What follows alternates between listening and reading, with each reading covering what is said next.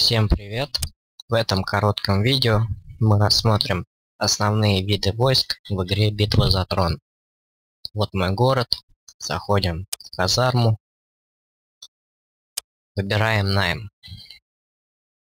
Значит, драконы, энты, призраки, маги и орлы у меня максимально улучшены в кузнице. Остальные нет. Драконы.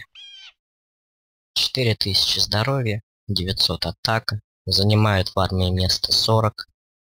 То есть на полный лимит вы можете нанять только 10 драконов.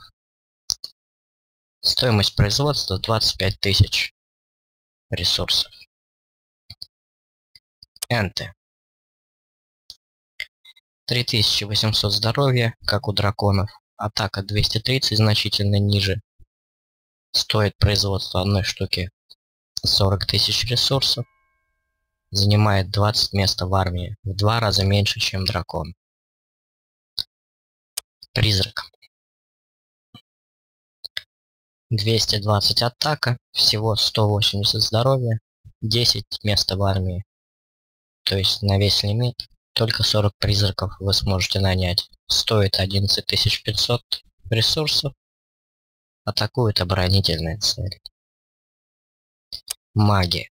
Атака 240. На 20 больше, чем у призраков. И даже на 10 больше, чем у энтов. Хиленькое здоровье 120, но зато всего 4 места в армии. То есть сотню магов вы можете повести в бой. Стоит 6000 ресурсов. Тренируется всего 3 минутки. Орлы. 500 здоровья, 110 атака, 8000 стоимость. Место в армии 5. 80 орлов на весь лимит. Тролли.